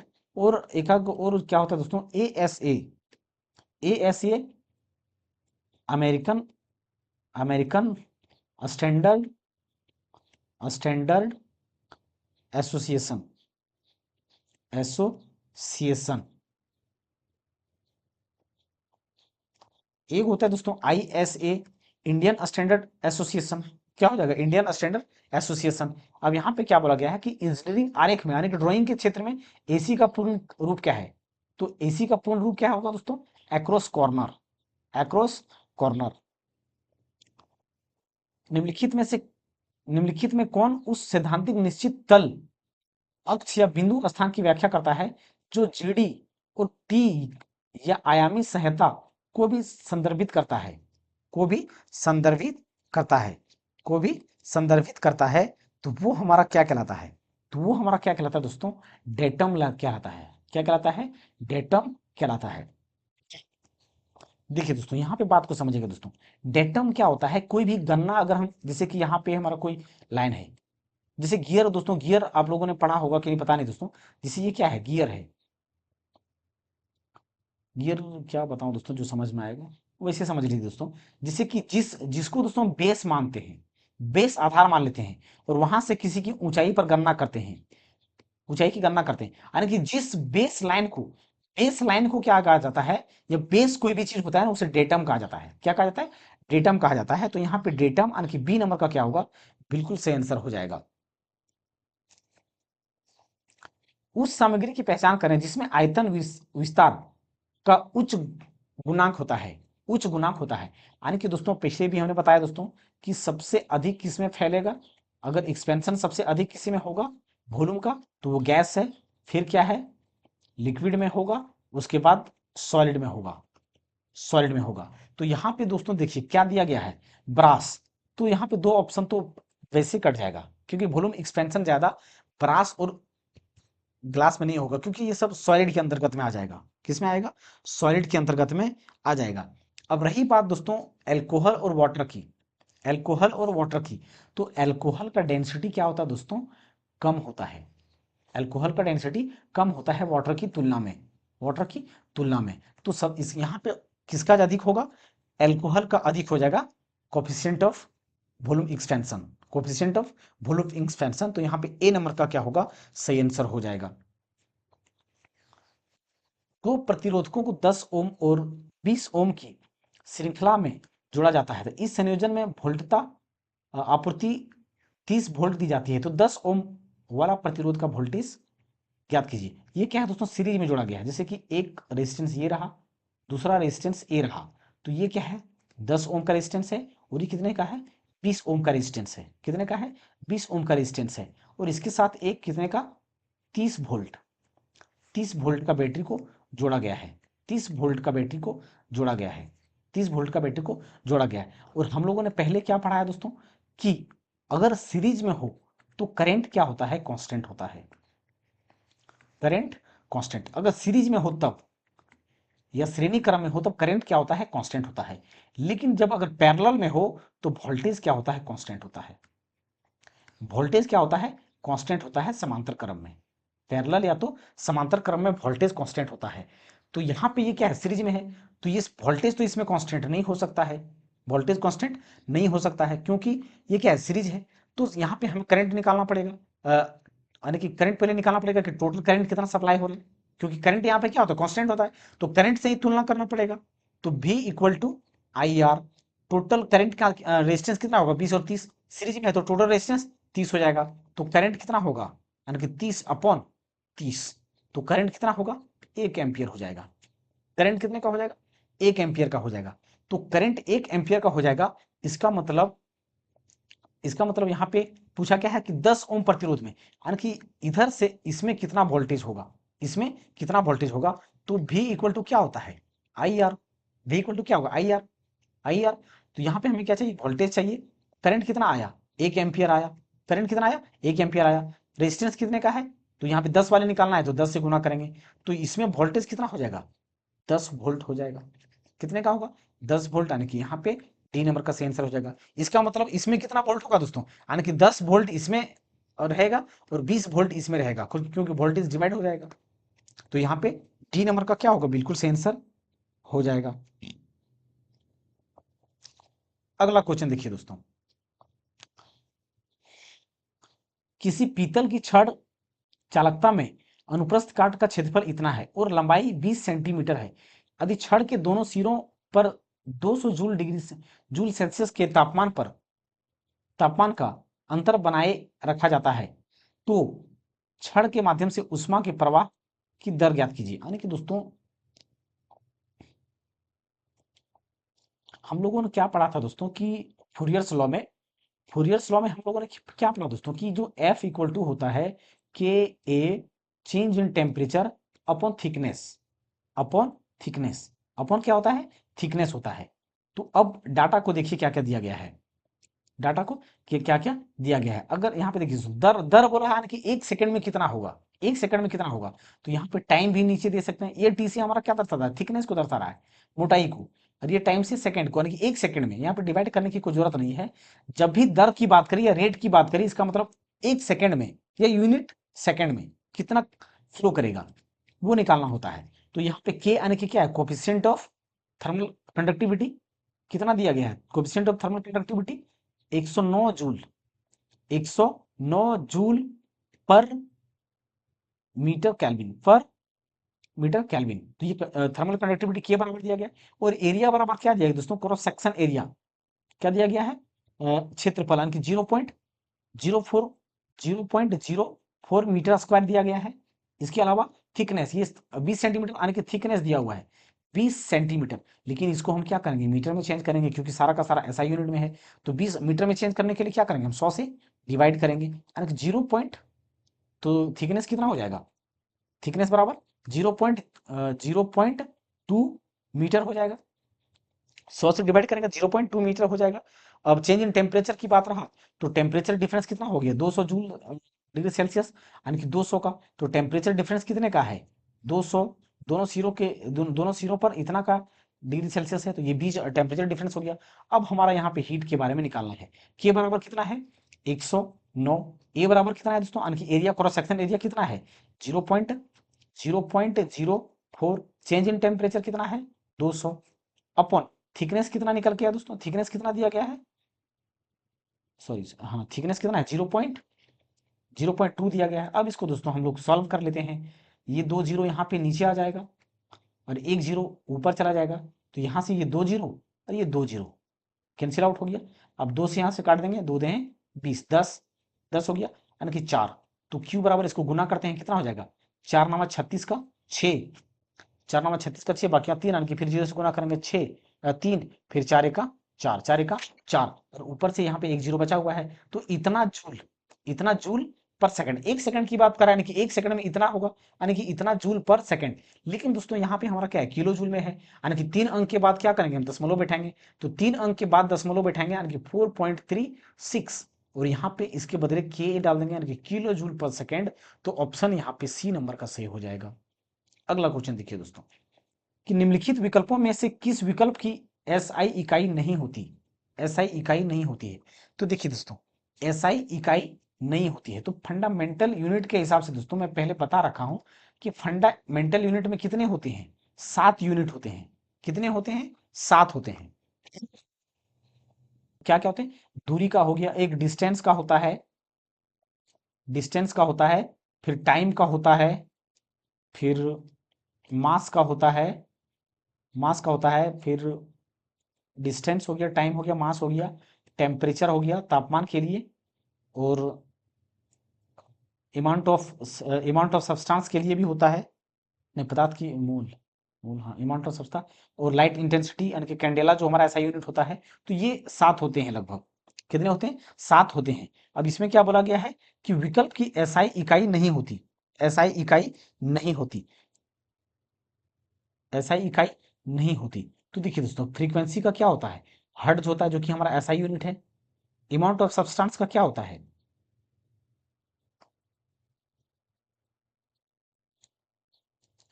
Electric current का एम्पियर होता है, अमाउंट ऑफ सब्सटेंस का मोल होता है, लिमिटेड इंटेंसिटी का कैंडेला होता है। तो यहाँ पे दोस्तों जो एसआई यूनिट में नहीं होता है, वो कौन सा नहीं, कौन सा किसका नहीं होता है, अमाउंट ऑफ सब्सटेंस यानी कि पदार्थ की मात्रा का नहीं होता है, पदार्थ की मात्रा का नहीं होता है।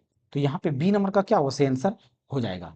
अगला क्वेश्चन देखिए दोस्तों, एक हवाई जहाज 50 मीटर पर सेकंड की गति से उड़ता है, यह 5 घंटे में कितनी दूरी तय करेगा। तो ये तो क्वेश्चन मैथ का क्वेश्चन है दोस्तों, लेकिन ये डिस्टेंस, टाइम एंड डिस्टेंस से है, या तो फिर इसको हम स्पीड एंड वेलोसिटी से भी कह सकते हैं। तो ये कितना है, वेलोसिटी कितना दिया गया है, 50 मीटर पर सेकेंड, और टाइम कितना है, टाइम कितना है दोस्तों, 5 घंटा, 5 घंटा। तो हम क्या जानते हैं, समय बराबर दूरी बट्टे चाल। तो पूछा क्या है, दूरी। तो दूरी को हम क्या करेंगे, दूरी के लिए हम क्या करेंगे, डिस्टेंस टाइम को गुणा करेंगे, टाइम और स्पीड को मल्टीप्लाई करेंगे। लेकिन टाइम कितना है, 5 है। टाइम कितना है, 5 घंटे का है। और तो ये हमारा किस में है, ये हमारा किस में है दोस्तों, 5 जो हमारा है ये घंटा में है। तो इसको क्या करना पड़ेगा, सेकंड में चेंज करना पड़ेगा, या किस में चेंज करना है, यानी कि ये हमारा किस में, ऐसा यूनिट भी नहीं दिया हुआ है दोस्तों, यानी कि डिस्टेंस हमारा दिया ही नहीं है, क्या है, तो किलोमीटर में ही निकाल लेते हैं, किलोमीटर में ही निकाल लेते हैं। तो ये 50 मीटर को हम क्या करते हैं, किस में चेंज कर लेते हैं, 50 मीटर को अगर किलोमीटर में चेंज करना हो तो 18/5 से हम गुना करते हैं, तो 5 दें 50, यानी कि 180 हो जाएगा। कितना हो जाएगा, यानी कि वेलोसिटी जो हो जाएगा 180 क्या होगा, किलोमीटर प्रति घंटा हो जाएगा। तो 180 से यहाँ पे क्या करेंगे, 4 से गुना करेंगे, 18×5 = 90, यानी कि 900 किलोमीटर हो जाएगा। कितना हो जाएगा, 900 किलोमीटर हो जाएगा। तो यहाँ पे क्या हो जाएगा, 900 किलोमीटर, यानी कि डी नंबर का सही आंसर हो जाएगा। तो यहाँ पे इसको दोस्तों हमने चेंज कर लिया किस में, मीटर पर सेकंड में, मीटर पर सेकंड में। तो यहाँ पे दोस्तों लिख देता हूँ ताकि रिवीजन करने में आसानी हो। तो ये 50 को हम क्या किया हम लोगों ने, इसको मीटर पर सेकंड में चेंज कर लिया। तो वेलोसिटी कितना हो जाएगा इसका, 5, यानी कि 180 किलोमीटर प्रति घंटा। टाइम को घंटा में रहने दिया, 5 आवर, टाइम को घंटे में रहने दिया। तो ये हमारा आंसर 900 किलोमीटर। अगला क्वेश्चन क्या है दोस्तों, अगला क्वेश्चन क्या है दोस्तों कि इंजीनियरिंग आरेख में एल एच निम्नलिखित में से किसके संकेत हैं, किसके संकेत हैं, यानी कि शॉर्ट फॉर्म में दोस्तों। तो एल एच का मतलब क्या होता है दोस्तों, एल एच का मतलब होता है लेफ्ट हैंड। एल एच का मतलब क्या होता है, लेफ्ट हैंड। क्या होता है, लेफ्ट हैंड है।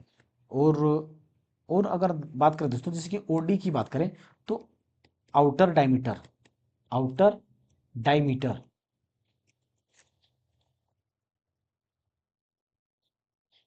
Outer diameter, outer diameter. इसके अलावा दोस्तों एल एम सी की बात करें तो एल एम सी का मतलब होता है least material condition, least material condition, least material condition. ये कुछ है दोस्तों जो कि पूछा जाता है। तो यहाँ पे क्या है, एल एस का मतलब क्या हो जाएगा, लेफ्ट हैंड हो, लेफ्ट हैंड हो जाएगा। आर एच होता तो आर एच का मतलब क्या होता, राइट हैंड हो जाता, राइट हैंड हो जाता। अगला क्वेश्चन देखिए दोस्तों, कोणीय माप में एक रेडियन का मान कितने डिग्री लगभग के बराबर होता है। तो देखिए दोस्तों, इंजीनियरिंग ड्राइंग में दोस्तों हमने पिछले क्लास में ही बताया था, पिछले क्लास में ही क्या बताया दोस्तों कि जो पाई रेडियन होता है वो 180 डिग्री के क्या होता है, बराबर होता है, 180 डिग्री के बराबर होता है। तो हमें क्या पूछा गया है कि एक डिग्री के, यानी कि कितने रेडियन एक डिग्री के बराबर होता है, यानी कि कितने डिग्री के बराबर होता है, कोणीय माप में एक रेडियन कितने डिग्री के बराबर होता है। तो पाई का मतलब क्या होता है दोस्तों, 22/7 होता है। तो ये रेडियन हो जाएगा, बराबर 180। अब एक रेडियन को चाहिए हमें, तो 180 वहीं पे रहने देंगे, इसको बराबर के उस पार ले जाएंगे। तो 22 नीचे 7 ऊपर, 22 नीचे 7 ऊपर। इसको आप कैलकुलेट कीजिए दोस्तों, 2 × 2 = 2, 2 × 2 = 2, 2 × 18, यानी कि कितना हो जाएगा, 7×9 = 63, 7×9 = 63।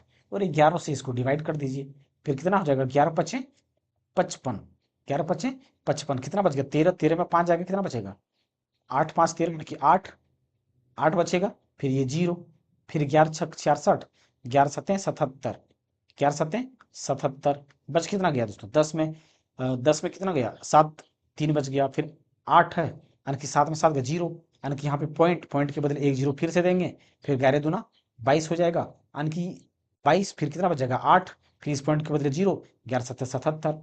तो हमारा यहाँ पे 57.57 डिग्री हो जाएगा। कितना हो जाएगा दोस्तों, 57.57, 57.57, यानी कि एक, यहां पे लिख दीजिए कि एक रेडियन बराबर जो होता है 57.27 डिग्री होता है, 27 डिग्री होता है, जो कि ए नंबर का ऑप्शन यहाँ पे सही आंसर हो जाएगा। अगला क्वेश्चन देखिए दोस्तों, किसी पदार्थ की मोलर विशिष्ट ऊष्मा क्षमता कितनी होती है, कितनी होती है।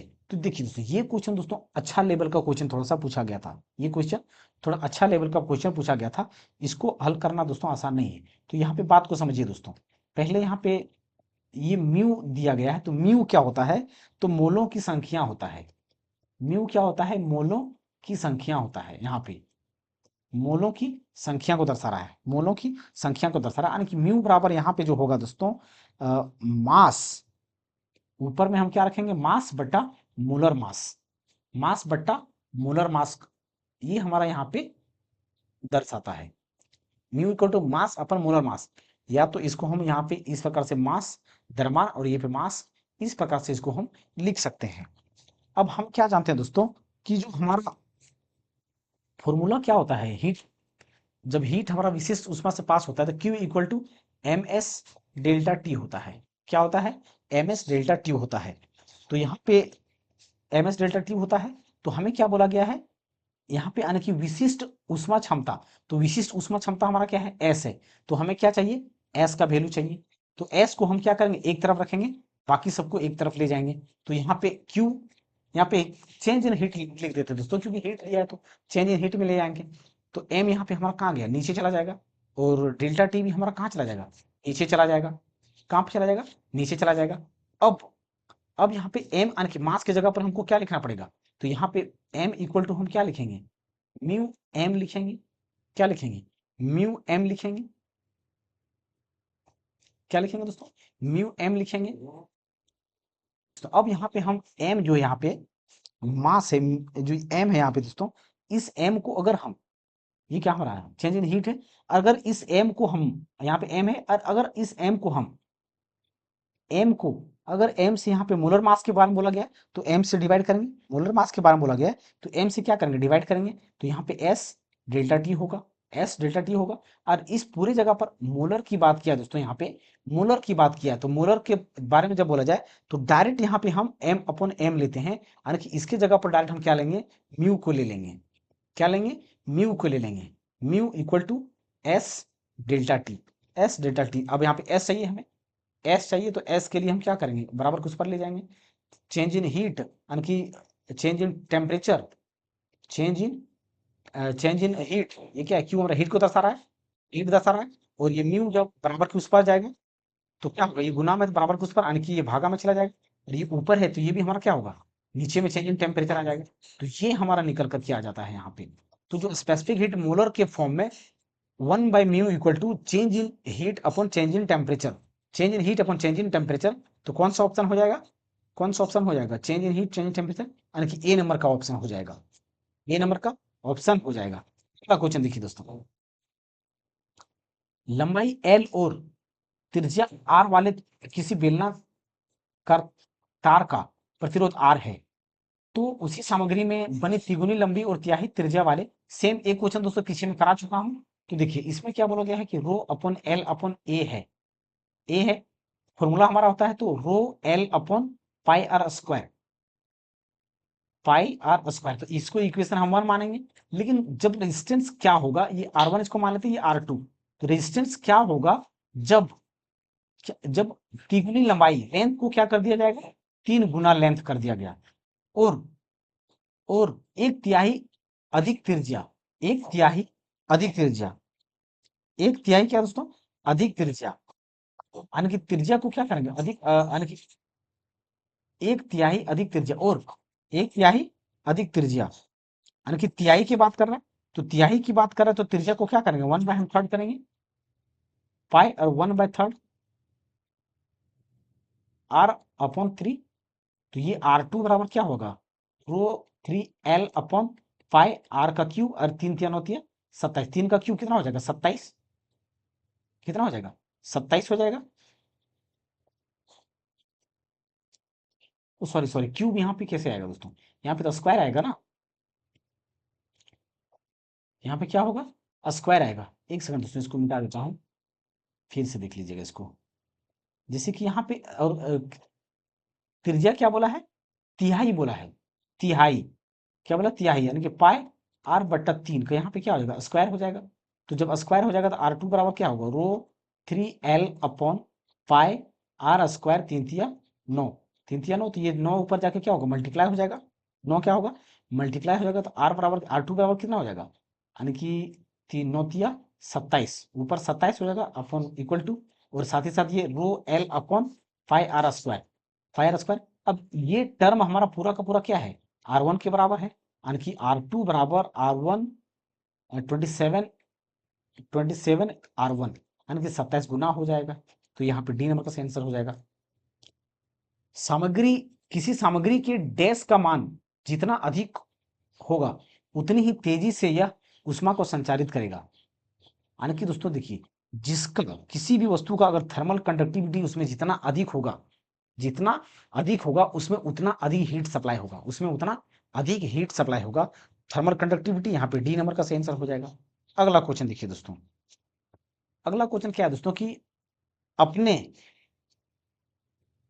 अपने डैश पर गिरने वाली वस्तुओं से बचने के लिए निर्दिष्ट क्षेत्रों में सेफ्टी बूट्स पहनने चाहिए। तो देखिए सेफ्टी बूट्स, बूट्स मतलब क्या होता है दोस्तों, जूते होता है। बूट्स मतलब क्या होता है, जूते। तो जूते को कहाँ पे पहनेंगे हम लोग, पैर में पहनेंगे क्या, माथा पे पहनेंगे, आंख पे पहनेंगे, कान पे पहनेंगे, नहीं। तो ये ऑक्यूपेशनल सेफ्टी से क्वेश्चन है दोस्तों।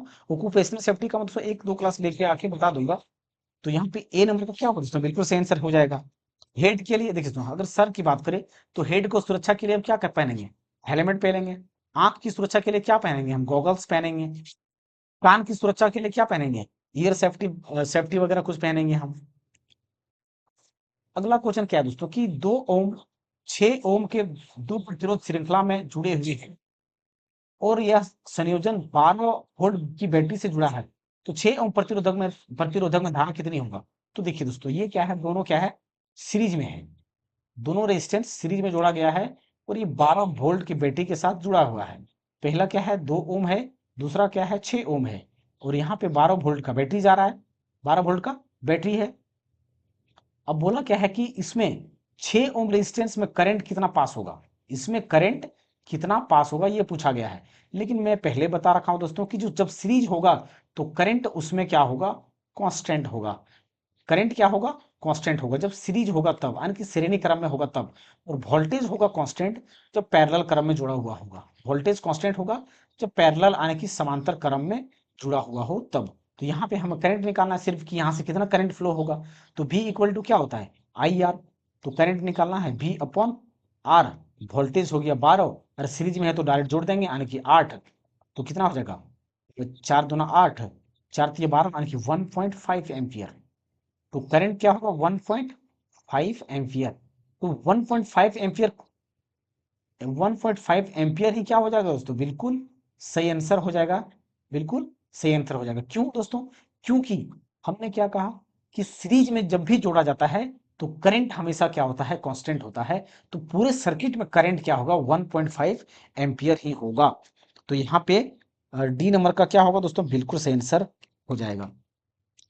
अगला क्वेश्चन देखिए दोस्तों, अगला क्वेश्चन क्या है दोस्तों कि कोई वस्तु अपने विराम x बराबर 0 से चलना शुरू करती है और x अक्ष के पास 1.6 मीटर पर सेकंड स्क्वायर के दिए त्वरण के साथ घूम जाती है, तो x बराबर इतनी और इतनी तक तय की गई औसत दूरी ज्ञात कीजिए। देखिए दोस्तों, यहाँ पे 2 कंडीशन दिया गया है। जो त्वरण दिया गया है 1.6 मीटर पर सेकंड स्क्वायर दिया गया है। तो सबसे 2 दूरी लिया गया है दोस्तों। तो सबसे पहले दूरी हम यहाँ एस ये x1 इसको मानेंगे, इसको x2 हम 2 तरीके से बना सकते हैं। लेकिन इसको पहला तरीका दोस्तों हम क्या करेंगे, s बराबर ut plus half AT square. सबसे पहले यहाँ दोस्तों हम लोग समय निकालेंगे। समय पहले 128 सेकंड के लिए समय निकालेंगे, फिर इसके लिए समय निकालेंगे। तो s बराबर कितना हो जाएगा, s इनिशियल वेलोसिटी हमारा 0 है, तो ये टर्म क्या हो जाएगा 0। तो s बराबर 12.8 और 1/2 इंटू 1.6 इंटू टाइम का स्क्वायर। यहाँ टाइम निकालना है सबसे पहले हमें, टाइम निकालेंगे। तो टाइम निकालने के लिए क्या करेंगे, टाइम निकालने के लिए इसको 2 से इस पॉइंट को, ये पॉइंट को हटा देते हैं। फिर ये कितना हो जाएगा, 2 से काटेंगे तो 2 16, फिर 8 से इधर जाएगा तो 8 का 8, 8 से 48, यानी कि टी स्क्वायर बराबर, यानी कि टी बराबर कितना आ गया, 4 सेकंड। कितना आ गया, 4 सेकंड। अब यहाँ से हम क्या करेंगे, इसका वेलोसिटी निकालेंगे, v बराबर u प्लस at। तो इसका वेलोसिटी इनिशियल वेलोसिटी 0, a बराबर 1.6 इंटू टाइम बराबर कितना 4, यानी कि इसका वेलोसिटी कितना 16 चौके 64, 6.4 मीटर पर सेकंड। v1 बराबर निकल गया 128 मीटर के लिए जो वेलोसिटी है वो 6.4 मीटर पर सेकंड है।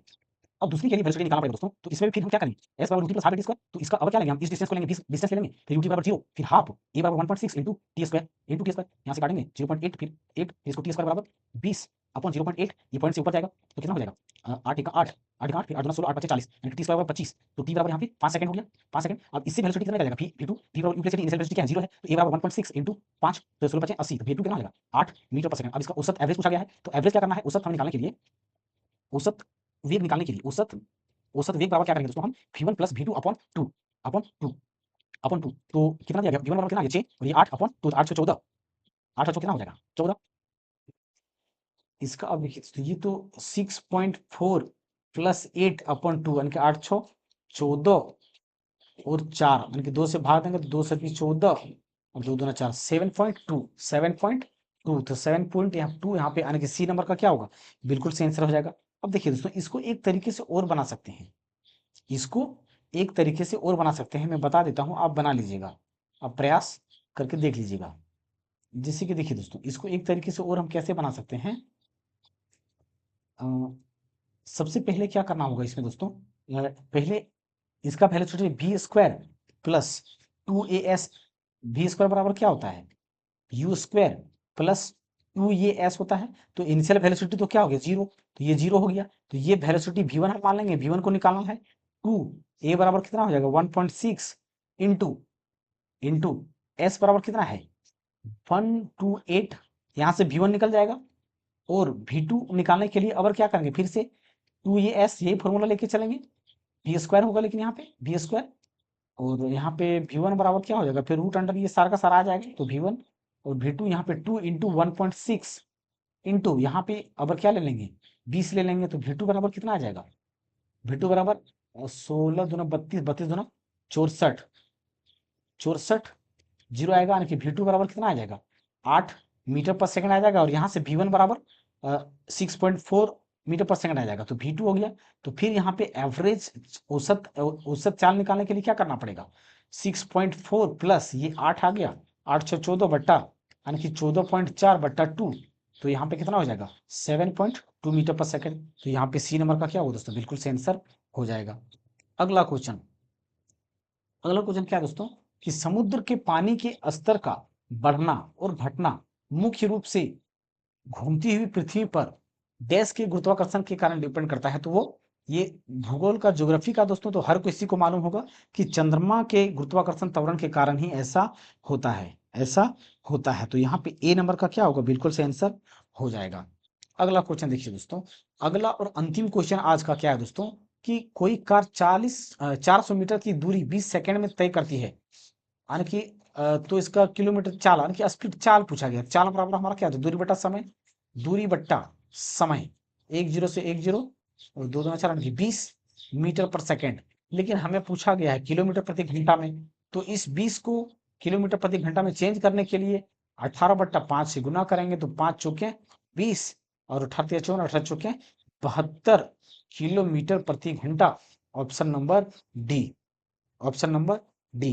तो ये था हमारा दोस्तों सेट 2, जितने भी क्वेश्चन पूछे गए थे फिटर 23 तारीख को 2019 का, तो सारा क्वेश्चन हम लोगों ने यहाँ पे दोस्तों कर लिया है। तो दोस्तों अब आप दोस्तों अपना स्कोर जरूर बताइएगा कि कितने नंबर आपके आ रहे हैं, कितने नंबर आपके आ रहे हैं।